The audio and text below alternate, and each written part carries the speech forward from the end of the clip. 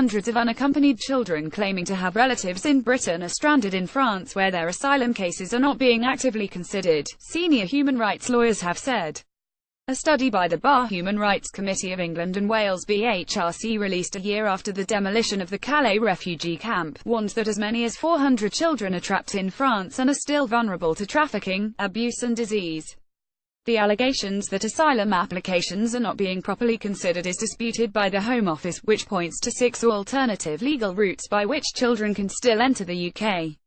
These include the Syrian Vulnerable Persons Resettlement Scheme and refugee family reunion programs.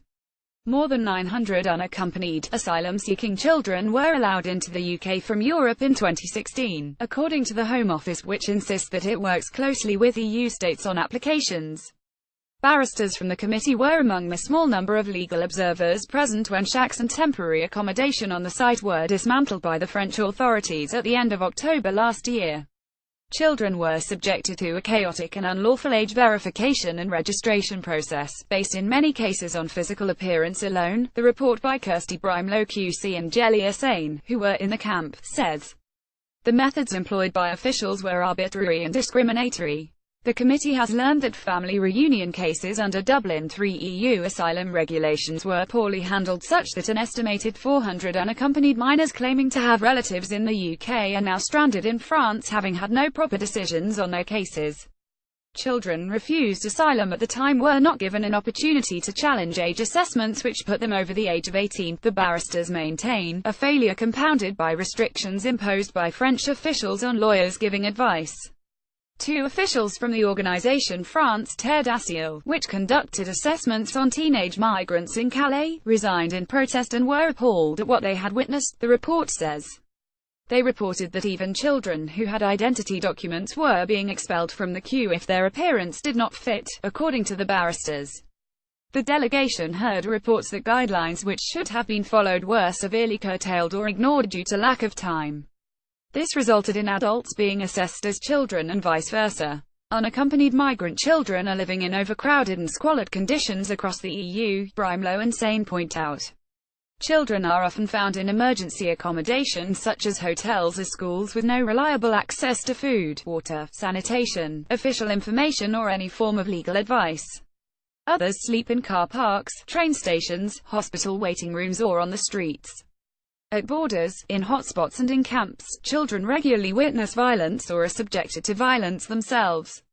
An increase in numbers has meant that any child-specific facilities that do exist now are overstretched. The BHRC condemns the government's decision to impose a limit on the number of children let into the UK under the emergency DUBS scheme. Although the UK government claimed to be responding to limited capacity among local authorities, the report states, a number of councils suggested they had surplus capacity but have not been asked to take any children. Brimlow, chair of the BHRC, said the unaccompanied children of Calais have faced horror, both in their home countries and in France, in the jungle camp. Nearly a year later, the horror continues as children remain vulnerable to trafficking, abuse, starvation and disease. These children bear silent witness to the failure. That was the demolition of the camp. They are the exclamation marks that should litter this report. The UK and French authorities have an obligation under national and international law to act in the best interest of these children, to ensure their safety and security, to provide a place for them to sleep and to live, and to give them an opportunity to be children again. The UK government must lift the arbitrary cut-off date for applications from unaccompanied children and increase the number of children it will accept under the DUBS amendment. A Home Office spokesperson said the UK has a proud history of hosting, supporting and protecting those in need, including some of the most vulnerable children affected by the migration crisis. In 2016, the UK granted asylum or another form of leave to over 8,000 children and more than 42,000 children since 2010. At the request of the French government, the UK put in place an expedited process, which resulted in over 750 unaccompanied children being transferred to the UK in the autumn of 2016. We continue to work closely with the French authorities to transfer eligible children here quickly and safely under the Dublin regulation.